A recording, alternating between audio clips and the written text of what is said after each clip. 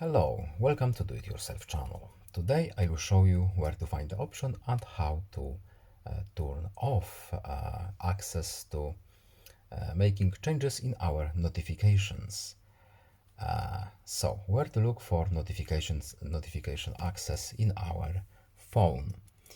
We need to go to settings, then apps, next three dots menu right here, and then special access. And here we have notification access menu and every application that is allowed here.